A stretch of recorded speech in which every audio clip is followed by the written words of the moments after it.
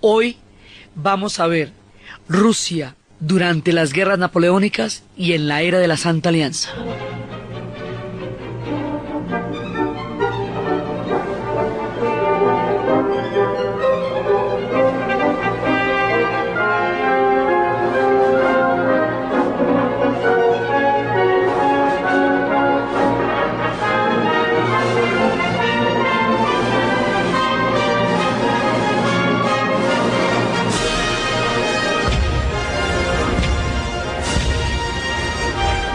La vez pasada estábamos viendo cómo Rusia, al meterse en Europa, va a meterse en toda la historia europea y va a inmiscuirse en sus asuntos y en todos sus problemas y en todas sus influencias. Y esto la va a llevar eventualmente a una guerra con Napoleón. Entonces habíamos visto que esto tiene varias etapas. Habíamos visto cómo hay una etapa en la cual simplemente, cuando Napoleón todavía no tenía ese poderío, tuvo un incidente con el embajador ruso en la isla de Malta.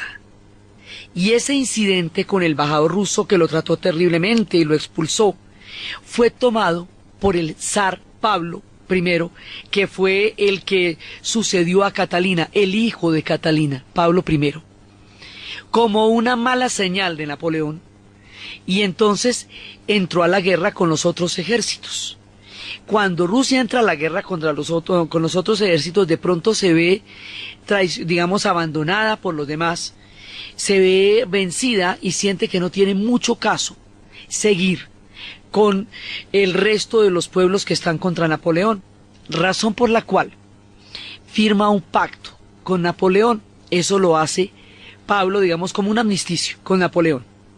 Eso lo hace Pablo.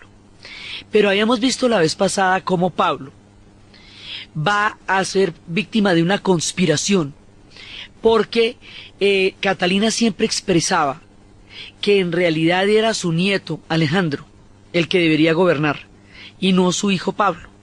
Y cuando a Pablo le dio la chifladura de mandar un poco de gente, de soldados a la India, que porque le faltaba la India, pues como si fuera un álbumcito de monas. El tipo no tenía ni idea cómo era la India de grande, ni ellos tampoco, ni nada. Pero pensando que se alejaba de Europa, yéndose para la India, se metía era en el rancho de los ingleses, para quienes la India es todo lo más importante del imperio. Por esa razón los ingleses apoyan a quienes quieren matar a Pablo y que Alejandro sea zar. O sea, había una tendencia dentro de los rusos. Los ingleses simplemente, como habíamos visto, la apoyan, no hacen más. Y esa tendencia efectivamente mata a Pablo. Pablo I es asesinado y va a sucederlo su hijo Alejandro, que Alejandro I, que era el nieto favorito de Catalina. Y esto al final de la vida Alejandro le va a dar mucho karma, porque pues si no estaba directamente involucrado en la conspiración, o sí, en todo caso era para ponerlo a él.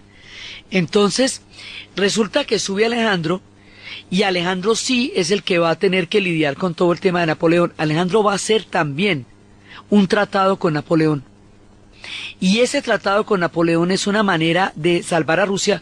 Napoleón decía de Alejandro que era precioso, que si fuera una mujer se enamoraría de él. Le decía a Josefina, era divinísimo, recontra titino, maravilloso. Y ellos hacen un tratado que dura de todas maneras de 1805 a 1807, y en ese tratado, en 1807, ellos lo que logran es hacer tiempo. Hacían el tratado de Tilst, donde además ganan por lo menos Finlandia y el avance por las repúblicas bálticas, que habíamos visto la vez pasada, que serían en últimas las que determinarían en el futuro siglo XX la caída de la Unión Soviética, porque fueron víctimas tanto con Napoleón como con Hitler de un reparto entre potencias. Entonces él logra su entrada a las repúblicas bálticas, Lituania, Letonia, Estonia, Finlandia. Entonces se gana unos territorios chéveres, gana tiempo, y Napoleón cree que con eso, digamos, ya los tiene totalmente comiendo de la mano de él. O sea, hace su tratado, y el Tratado de Tilsit, y además por otro lado también habían dicho que no le iban a vender a los ingleses cáñamo, porque el cáñamo lo necesitaban para los barcos. Y la idea de Francia, por supuesto, era que Inglaterra no se hiciera más poderosa de lo que ya era. Entonces, Napoleón hace toda su vuelta, llega, se vuelve así de poderoso, gana las grandes batallas, las de Austerlitz, bueno, las de Marengo, todas sus grandes batallas y todo. Tiene un problema durísimo en España, que habíamos visto que se mete a España solamente para llegar a Portugal y neutralizarla, para evitar que los ingleses aliados de los portugueses vayan a meterse por ahí. Pero al hacer eso, termina invadiendo España, termina fracturando España. Los portugueses simplemente trasladan el imperio a Río de Janeiro, con lo que no se van a enfrentar con Napoleón. Se mete en una guerra con los españoles con los que era aliados. La guerra fractura España. La fractura de España crea las condiciones para el movimiento de juntas, y el movimiento de juntas es nuestra primera independencia. O sea que toda esta vuelta va pasando con Napoleón en España, pero allá está clavado y tiene un problemón en España muy grave, porque además las ideas que llevaba eran muy progresistas, pero la manera como las imponía hizo que los españoles tuvieran una resistencia feroz contra él y España no entrara en la modernidad. Entonces sigue Napoleón con todas sus grandes avanzadas, y de pronto, después de todo, de haber avanzado por toda Europa, además con Napoleón se van metiendo todos los diferentes ejércitos, y ahí es cuando los polacos de todas maneras se meten con Napoleón, porque consideran que en un momento dado ahí hay una oportunidad para que resurja Polonia, que había sido repartida como Estado Nacional en tiempos de Catalina la Grande, por ella y por las otras dos potencias, y ven en las guerras napoleónicas una oportunidad por el discurso nacionalista que tienen los franceses. Entonces Napoleón, que hace todo esto, decide meterse a Rusia, donde literalmente nada se le ha perdido. ¿Por qué decide meterse a Rusia?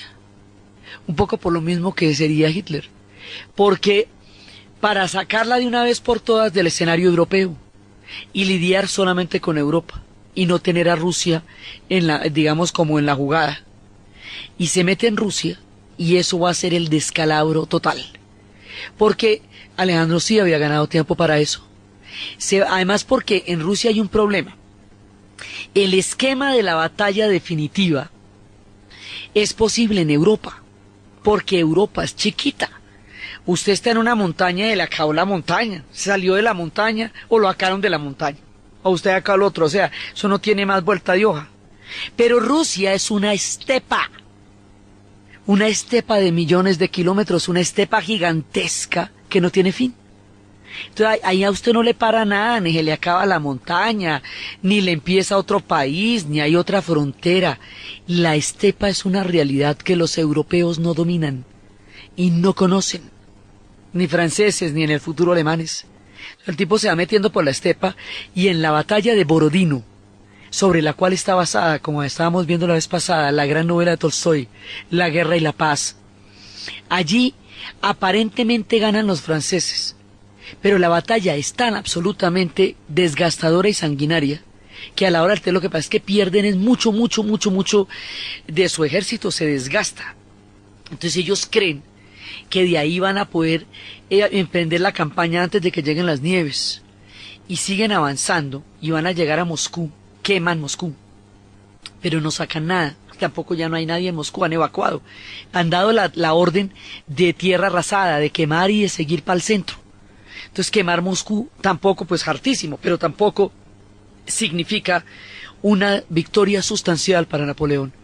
Todo esto, La guerra y la paz, narra primero todo el ambiente palaciego, cortesano, los bailes, las danzas, las familias nobles, todo lo que estaba pasando, y luego lo que va a hacer la guerra con ellos. Es un cuestionamiento ético muy profundo y muy fuerte de Tolstoy, que entre todos sus muchos espíritus era un hombre de paz. Él participaría más adelante en la guerra de Crimea, y de ahí le cogería bronca a las guerras y situaría esta posición suya en el contexto de las guerras napoleónicas. Entonces queman Moscú. Bueno, pero tampoco esto no nos define nada, Entonces ellos piensan que van a terminar la campaña, que la van a poder terminar pronto, pero resulta que cuando a la nieve de Rusia se le añade el barro, entonces el barro traba las botas de los ejércitos. Y mientras el barro va trabando las botas, los cosacos los atacan y los van atacando, y los cosacos no es que son de allá, eso es lo que hacen. Entonces, para los rusos, Napoleón es un tipo que viene con dos antiguos enemigos, los polacos y los germanos. Porque cuando Napoleón invade a Rusia, los polacos se van de voluntarios, pensando que de esa manera tienen el chance de recuperar su Estado nacional. Se sintieron muy tristes cuando hizo el tratado de paz con Rusia, pero ahora que la va a invadir, si se piden, yo me pido a Napoleón, yo mejor dicho, dígame nomás. Y los germanos también se van detrás de él, porque hay gente germana también, su ejército ya casi no es francés. Y se van metiendo allá y se los empieza a tragar la estepa.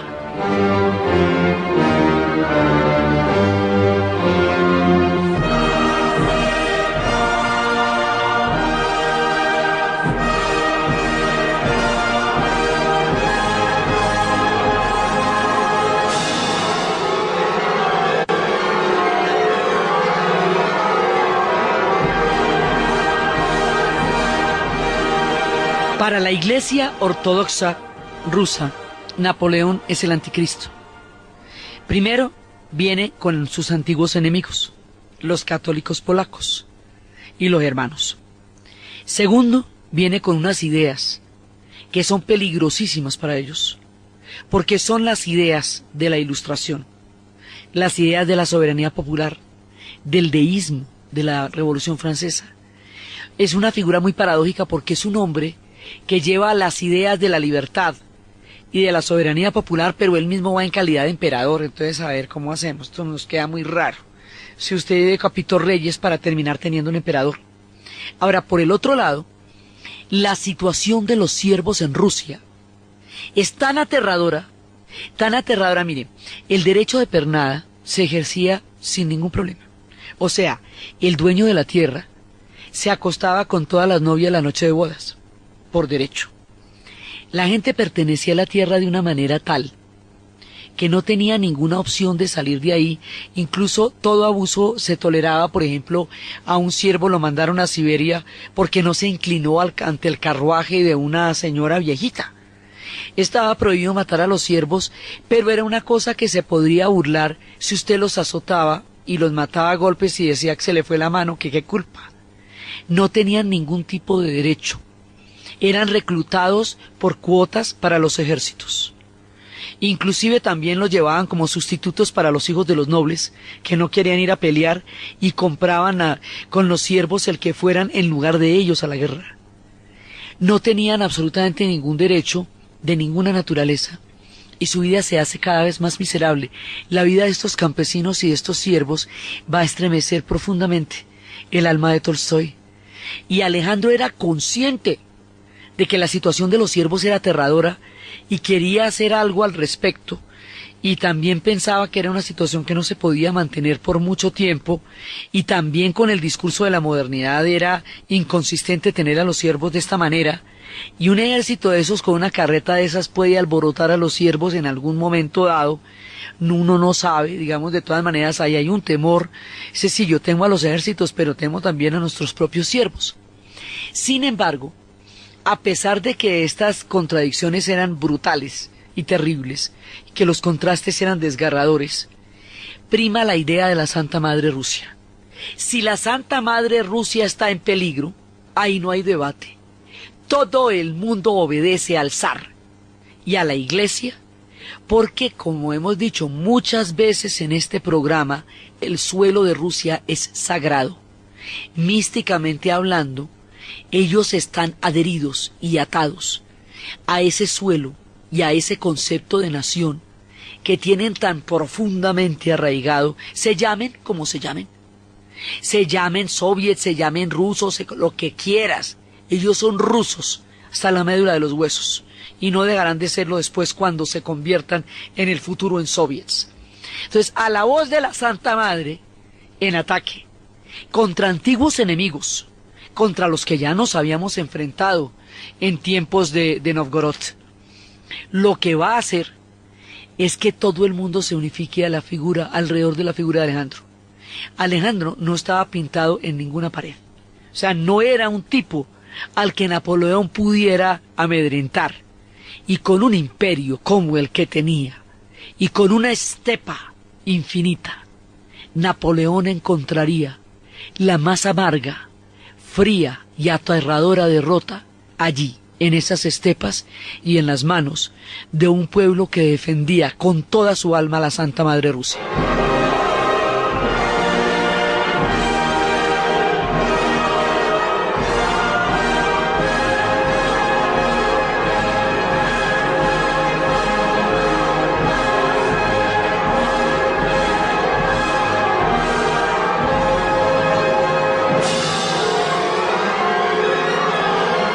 Era una guerra que de todas maneras llamaba al profundo misticismo de los rusos. Napoleón invade en 1812. Por eso lo que estamos escuchando desde la apertura, desde la entrada del programa, es la obertura de 1812 de Tchaikovsky. Porque es la manera como ellos representan con toda grandeza y con todo orgullo lo que hicieron. Y esta gente que pasó de los grandes salones y los grandes bailes a las más terribles batallas, derrotó a Napoleón. A la postre, el tipo va a ser derrotado en Rusia. Y esa derrota le va a dar a Rusia el carácter de potencia.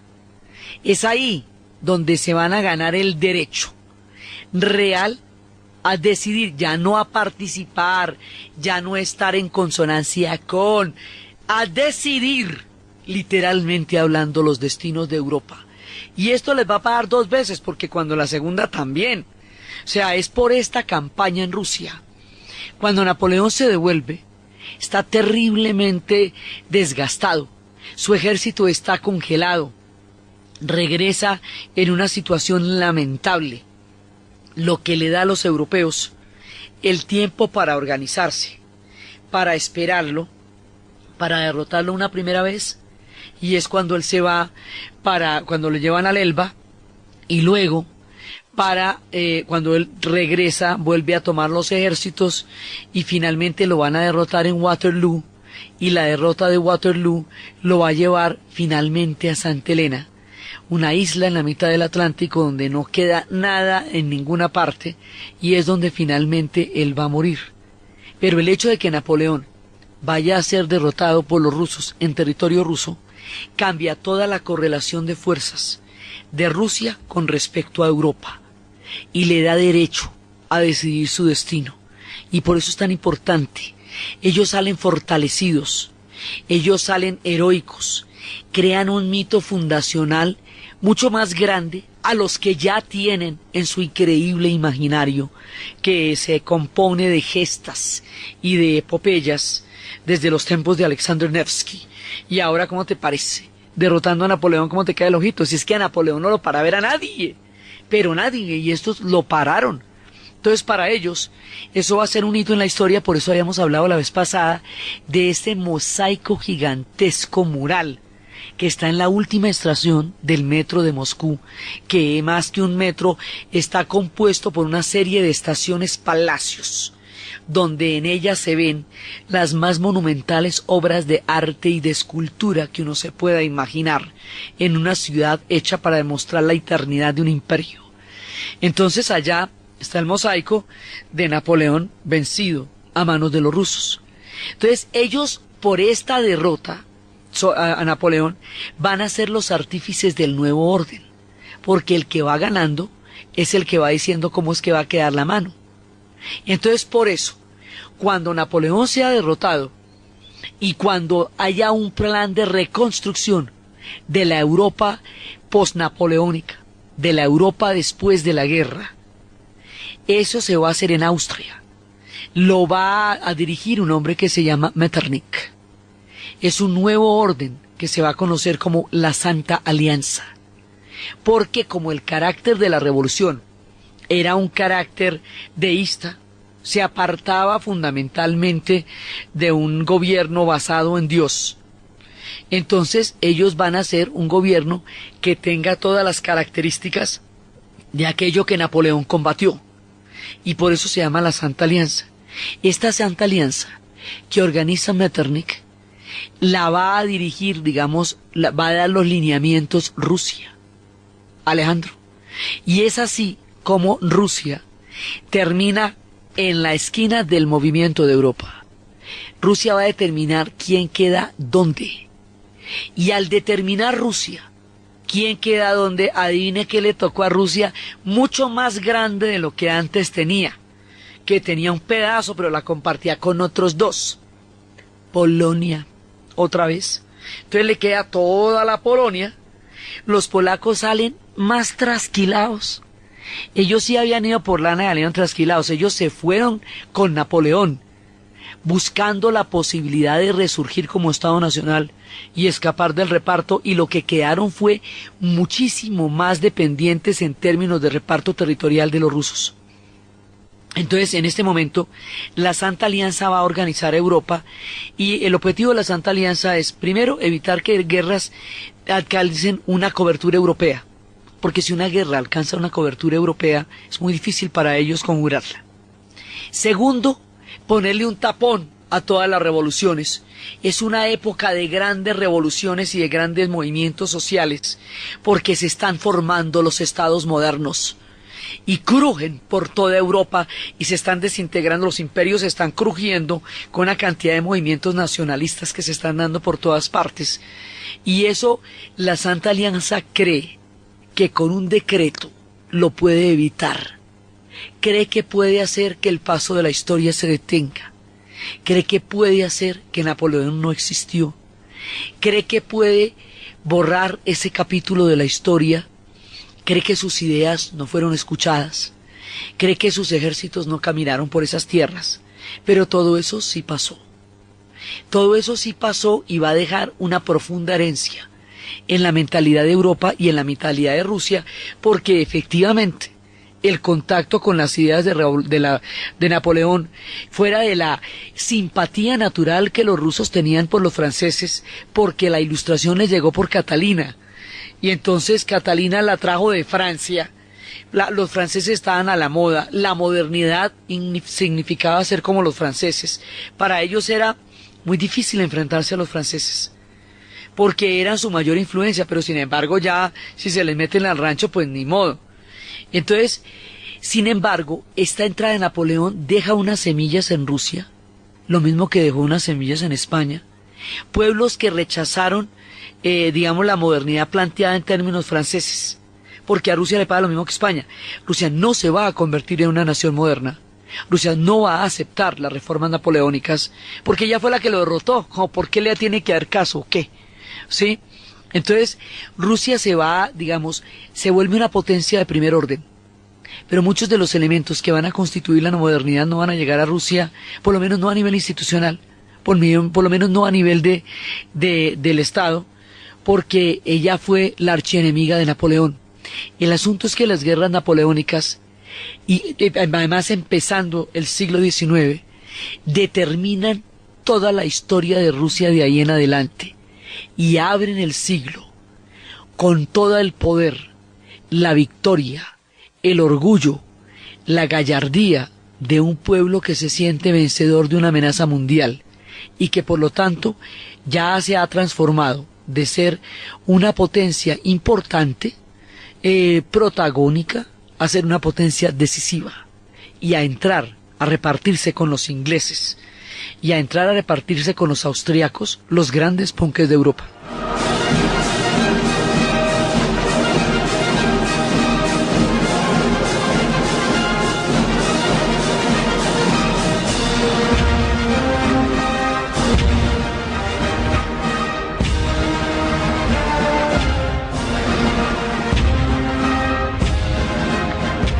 Así las guerras napoleónicas cambian el rumbo de Rusia y la vuelven una parte fundamental. Entonces ellos se vuelven potencia, entran a decidir qué es lo que va a pasar, pero va a haber revoluciones románticas. Es decir, va a haber revoluciones que van a buscar los parlamentos y la creación de los estados nacionales en Europa. Ellos no las van a poder impedir. y esas revoluciones, como vimos cuando estábamos en la historia de Francia, fueron importantísimas y muy grandes.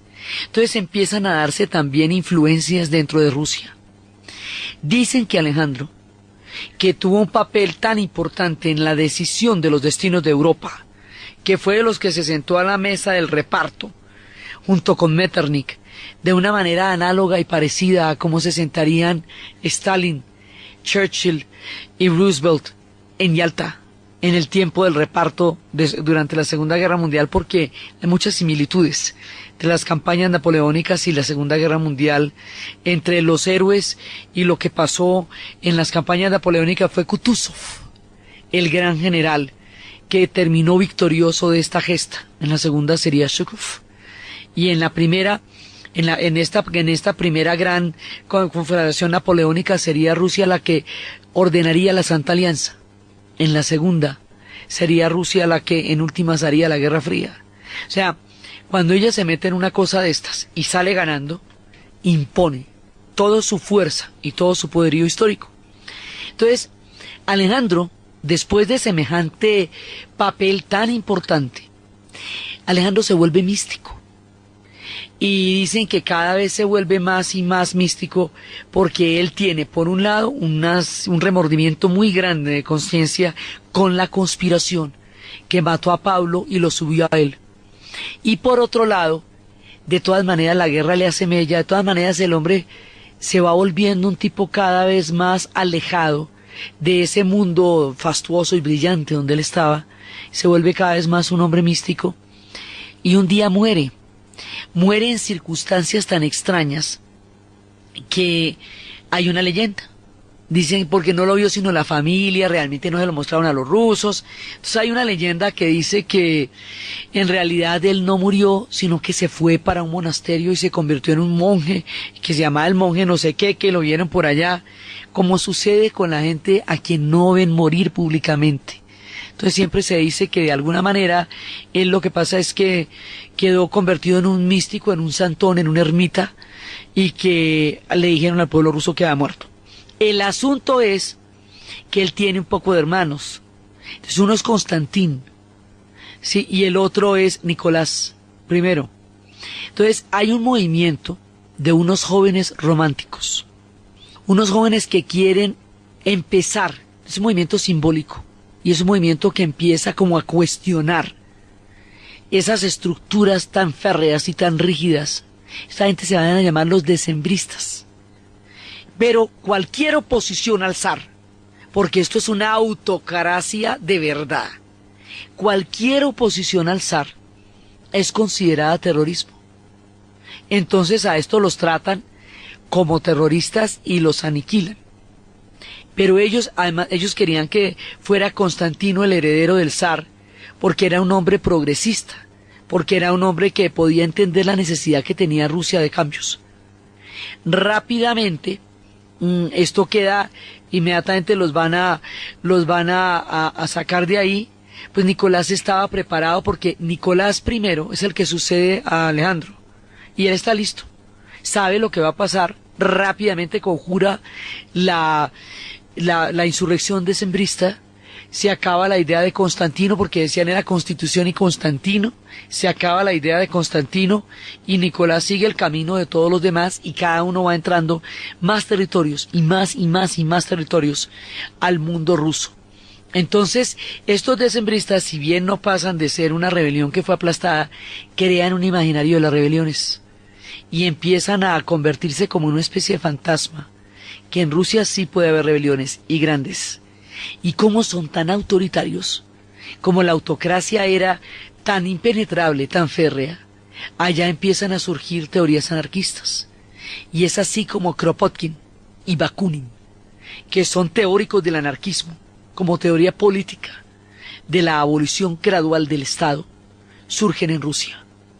Entonces, en Rusia empiezan a surgir muchas cosas en el siglo XIX, y muchas de ellas surgen a partir de su contacto con Europa. Al meterse con Europa y ser el siglo XIX tan alborotado como es, pues entonces todo eso les va a tocar. Entonces les va a tocar el movimiento de los románticos, y ese movimiento de los románticos que da origen a los estados nacionales, ese movimiento se expresa para ellos en un personaje que tiene toda la admiración y toda la credibilidad y todo el amor de ellos, que es Alexander Pushkin. Pero Pushkin es el héroe. Esto quiere decir que para ellos el emblema nacional es Pushkin. Pushkin es el que nos va a escribir Boris Godunov. Pushkin va a tomar la literatura popular de una manera análoga a como los hermanos Grimm hicieron una recopilación del mundo germano del bosque y lo convirtieron en los cuentos de los hermanos Grimm. Se va a basar, ¿por qué en los cuentos populares? Porque los cuentos populares son para los rusos una parte esencial de su tradición y de su alma. Este hombre hoy por hoy, todos los museos se llaman por él, en todas partes lo recuerdan a él. Existe el famoso Café Pushkin que mencionaban en Natalí, donde a uno le dan un pastelito con un versito de Pushkin. O sea, hoy por hoy él es el ídolo y en las novelas lo recuerdan, lo citan todos los autores. Él va a ser un personaje que va a acuñar el alma de la Rusia romántica en tiempos de la modernidad y con un sentido profundo de la tradición. Logra entender todos estos elementos y conjurarlos de una manera absolutamente magistral.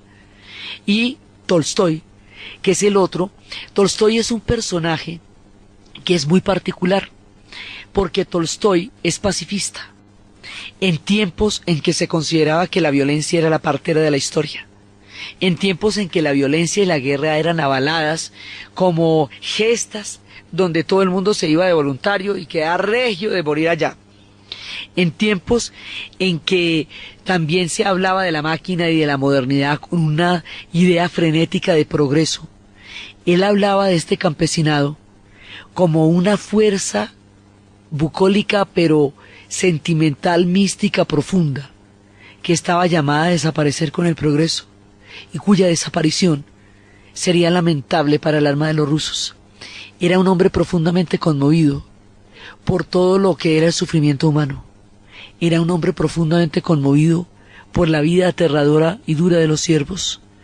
El campesinado siempre fue para él idílicamente su parte más importante. Por eso era que las ideas socialistas que estaban empezando a andar todavía no le llamaban la atención, porque eran de un mundo industrial, de un mundo de progreso. Él quería el mundo campesino, un mundo de redención, un mundo de misticismo. Y ni él, pero sobre todo ni Dostoyevsky, pueden ser entendidos tampoco sin la profunda fe ortodoxa que ellos tenían. Tolstoy, dicen, bueno, además de todo lo que significa la guerra y la paz, él va a escribir otra obra, muchas obras, pero una de ellas, Ana Karenina, que va a ser de las más connotadas. Ana es una mujer atrapada en las estructuras patriarcales de la Rusia del siglo XIX. Ana es una mujer casada con un oficial y que tiene con él un mundo y una situación de la cual no puede escapar. Ana se va a enamorar de un joven oficial del ejército, y él del conde Bronsky, y lo va a conocer en una fiesta, y se van a enamorar de una manera tan impresionante que después ellos van a huir. El esposo de Ana le quita el hijo. La pérdida de ese hijo es para ella un sufrimiento permanente. En un momento dado toda la sociedad lo rechaza, razón por la cual el conde Bronsky termina viviendo con ella aislado de todo, y al verse aislado del mundo militar, donde él tanto se sentía un hombre brillante y maravilloso, empieza a deprimirse y su amor por ella empieza a decrecer. Y cuando ella siente que lo ha entregado todo por amor a Bronsky, que ya no tiene su amor, no puede ver a su hijo, no tiene su hogar, está totalmente aislada, la sociedad no la admite de ninguna manera, tiene este dramático final de arrojarse a los rieles de un tren, y así se suicida Ana Karenina. Esta historia va a ser llevada al cine miles de veces, y la mismísima Greta Garbo va a interpretar en una ocasión magistralmente a Ana Karenina. Ana Karenina se convierte un poco en el símbolo de las mujeres atrapadas en una sociedad donde no había salida. En la casa actual de Tolstoy, monumento hoy día en las afueras de Moscú, están los originales de Ana Karenina, escritos de su puño y letra, en una en una casa que recrea todo el mundo que él tanto amó, y ese campo y esa historia. Dicen de él que es como los cetáceos, que aunque puedan las ballenas algunas veces encallar en la tierra y morir en la arena, son animales de mar. El hombre fue un hombre del siglo XIX, aunque hubiera muerto de una manera tan misteriosa y tan extraña, cuando ya consideraba que habían pasado sus días, se fue a una estación de metro, donde se dejó morir, cuando comenzaban los albores del siglo XX. Pero él fue un hombre de una vida muy larga, que atravesó todo el siglo XIX y que dejó una impronta humana entrañable y profunda. La suya era una revolución del espíritu. La suya era una revolución desde lo más humano, desde lo más fraterno, para una Rusia que se debatía entre los cambios de la historia.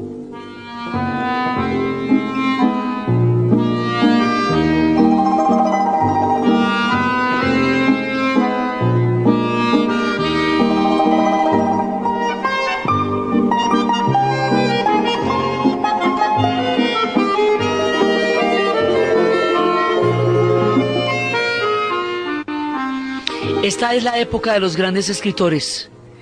Rusia descolla con una literatura impresionante. Está Tolstoy, está Pushkin con toda su gloria, está Nikolai Gogol. Y Nikolai Gogol va a recuperar también una parte del alma rusa y de todas sus historias, y por eso él va a escribir Taras Bulba, porque él va a recuperar ese imaginario cosaco que se había enfrentado a los polacos y que había constituido una de las fuerzas que compone la identidad y la historia, porque además ese hálito de libertad que existe entre los cosacos y esa manera de entregarse tan devota y tan libremente a la Santa Madre, él va a tener una gran literatura y va a ser otro de los poderosos, y va a ser entrañable en sus cuentos y en sus historias. Está Nikolai Gogol. Está también un personaje que es de una belleza increíble, que se llama Anton Chekhov. Y Anton Chekhov habla de los empleados, él habla de los personajes grises, de los personajes que nunca llegan a ser, de este tío Vania, que siente el fracaso de su vida.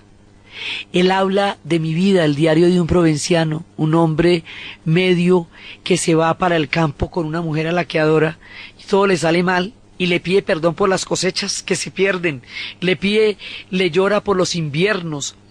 Sus personajes son de una ternura trágica.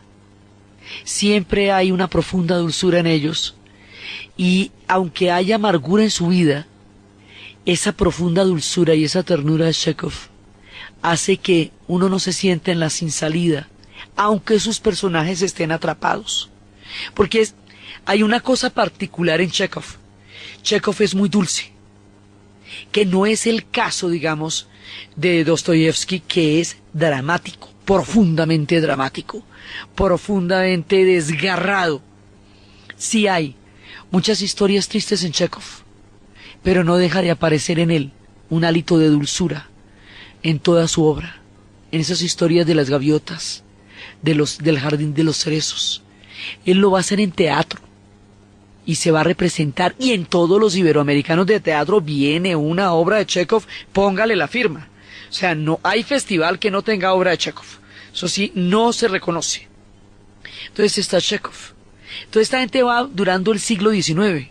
Por eso es que es tan impresionante, porque ellos con esa literatura y con esa historia y con esa cultura tan poderosa, de pronto en contacto con Europa, con todo el mundo europeo, entran a vivir su propia realidad a través de la literatura y llegan a la universalidad y a la grandeza. Y por supuesto, el más grande de todos, Fyodor Dostoyevsky. Fyodor Dostoyevsky lo que va a hacer es entender la profundidad del alma rusa a través de la fe ortodoxa. Su tema con la religión es reiterativo, y uno de los puntos donde se va a ver con mayor fuerza es en los hermanos Karamazov, y particularmente en todo el dilema moral de Dmitri Karamazov, que todo el tiempo se debate entre su ser y su ser religioso, mientras que su hermano menor Alyosha directamente es un sacerdote. Sus personajes están siempre desgarrados. Es la novela psicológica en el sentido más profundo. Todos suceden en San Petersburgo, tanto que hay un distrito de San Petersburgo donde se sitúan las novelas de Dostoyevsky, porque es que eso tiene apartamentos y casas y cuartos donde sucedió. Usted sí puede ver el cuarto donde mataron a Elena Ivanovna, y empezó toda la historia de Crimen y Castigo, donde uno de los hombres sintió que era superior, que había hombres extraordinarios como lo había sido Napoleón, que él pertenecía a esa especie de hombres extraordinarios que estaban por encima de toda ley, y creyéndose por encima de toda ley comete el asesinato contra una usurera cuya vida considerada totalmente inútil para toda la sociedad, y una vez que la mata entra en el delirio, la persecución, la fiebre, y un comisario absolutamente agudo se dedica a cazarlo psicológicamente hasta que lo logra atrapar. Pero alrededor de eso está su hermana Dunia, está su madre, Dunia también atrapada por la miseria de la vida en San Petersburgo, que no le daba a mucha gente oportunidad de nada, tiene que casi venderse donde un señor para salvar la familia, hasta que se dan cuenta que eso es una cosa que no se puede permitir.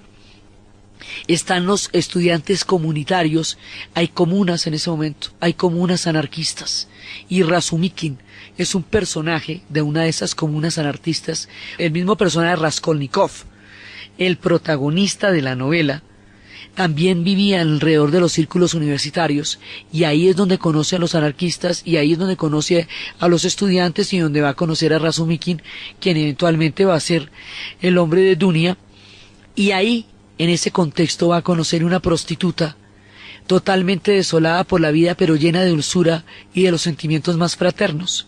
Esa mujer, que se llama Sonia, va a redimir a Raskolnikov una vez que él se vea obligado por la culpa a confesar y sea condenado a 7 años de prisión en Siberia, cuando él se da cuenta que no tiene nada extraordinario, que nadie puede quitarle la vida a otro, que eso no es un derecho de nadie, y que él no está por encima de ninguna ley, y que como tal también tendrá su castigo.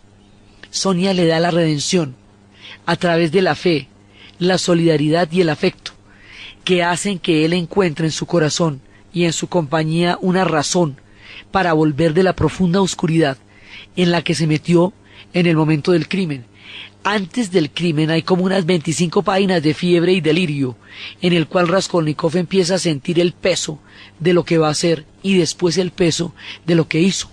Una novela desgarrada, profunda, visceral, en donde se bucea los meandros del alma rusa, entre la culpa, la religión, la fraternidad, la pobreza, la solidaridad, los sentimientos más sublimes, y a la vez el oportunismo de los usureros y de toda la gente que se aprovecha de la miseria del pueblo. Es un fresco de la San Petersburgo de la época.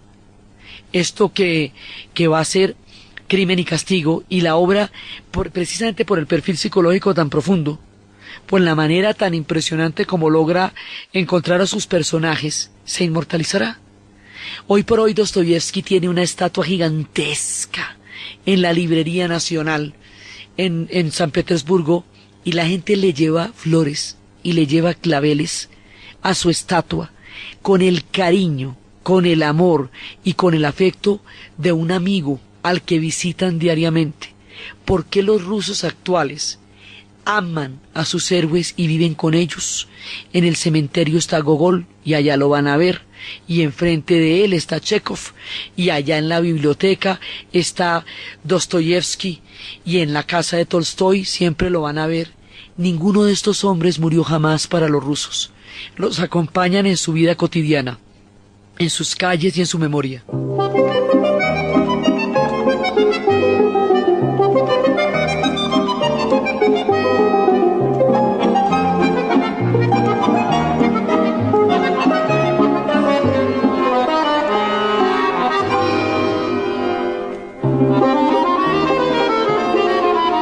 Todos estos escritores van expresando el alma rusa, todos ellos, Turgenev también.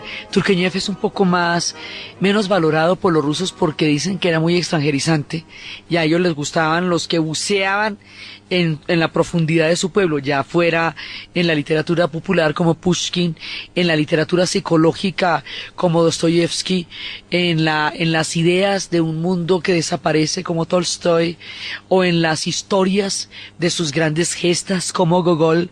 De todas maneras, para ellos era mucho más atractivo aquel que buscaba las raíces rusas en su literatura.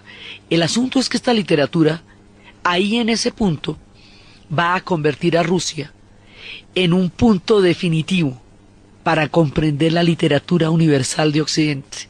Es así cuando ellos se van a universalizar, y habíamos visto cómo el resultado de una generación tan brillante fue el esfuerzo enorme que había hecho unos 100 años antes Catalina la Grande para lograr crear una intelectualidad capaz de pensar y de leer a Rusia. Y cómo ellos, tanto tiempo después de su vida, finalmente son su mayor victoria, porque Rusia sí produjo la clase de intelectuales que Catalina soñaba ver cuando sembró las semillas de la Ilustración en los salones y en sus conversaciones y en todas sus historias con Voltaire. Entonces, estamos con los grandes literatos, estamos con los grandes músicos. Ya después hablaremos en su momento de Tchaikovsky y estaremos con El lago de los cisnes y con todas esas historias, porque aquí se va formando todo el arte colosal. Es la época también de las ideas del anarquismo, es la época de las sociedades secretas, porque como no hay ni parlamento, ni representación, nada, es la voluntad del zar, punto. Hay una Duma, pero eso no es una realmente, la autocracia no permite fisuras. Entonces la oposición se va a dar a través de sociedades secretas, de conspiraciones.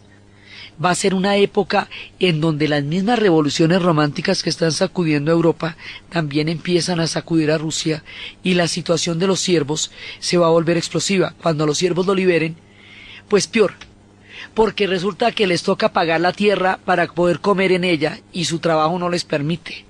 Entonces pasan de la esclavitud a la miseria, sin que eso les mejore absolutamente nada su situación, que se va a volver cada vez más crítica.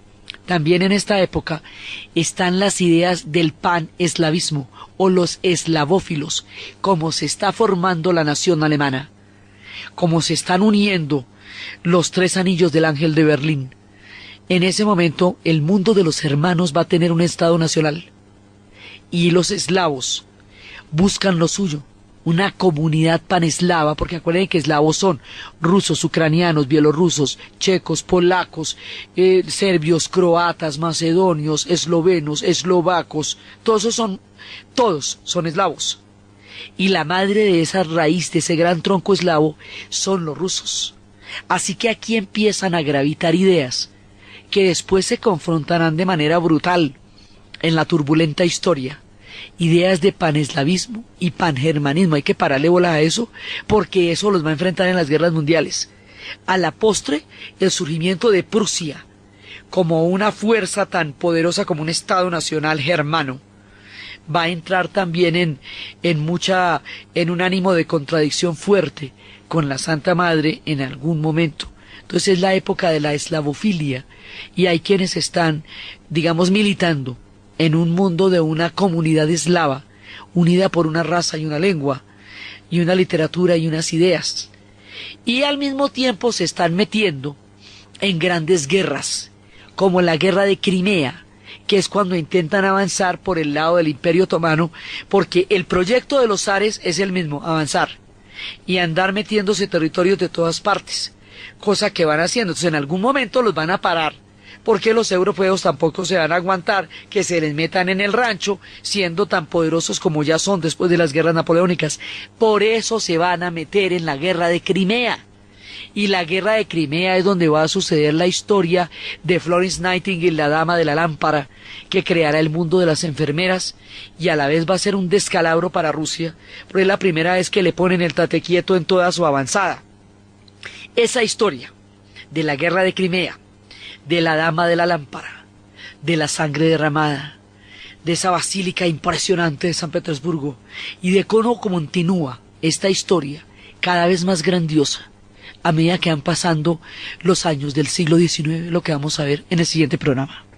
Entonces, desde los espacios del pueblo ruso defendiendo a la Santa Madre en la estepa de la invasión de Napoleón, desde los espacios del alma caritativa y de una dimensión humana increíble de León Tolstoy, desde todo el desgarramiento profundo de Dostoyevsky, la dulzura de Chekhov, el imaginario de una Rusia victoriosa de las guerras napoleónicas y el fresco gigantesco de la guerra y la paz y la formación de un pueblo fascinante en un siglo de cambios y de locura y de frenesí como es el siglo XIX, en la narración Diana Uribe, en la producción Ernesto Díaz. Y para ustedes, feliz fin de semana. Esto al final de la vida Alejandro le va a dar mucho karma porque pues si no estaba directamente involucrado en la conspiración, o sí, en todo caso era para ponerlo a él. Entonces, resulta que sube Alejandro, y Alejandro sí es el que va a tener que lidiar con todo el tema de Napoleón. Alejandro va a hacer también un tratado con Napoleón. Y ese tratado con Napoleón es una manera de salvar a Rusia. Napoleón decía de Alejandro que era precioso, que si fuera una mujer se enamoraría de él, le decía a Josefina, era divinísimo, recontra titino, maravilloso. Y ellos hacen un tratado que dura de todas maneras de 1805 a 1807, y en ese tratado, en 1807, ellos lo que logran es hacer tiempo, hacían el tratado de Tilst, donde además ganan por lo menos Finlandia y el avance por las repúblicas bálticas que habíamos visto la vez pasada, que serían en últimas las que determinarían en el futuro siglo XX la caída. Hoy vamos a ver Rusia durante las guerras napoleónicas y en la era de la Santa Alianza.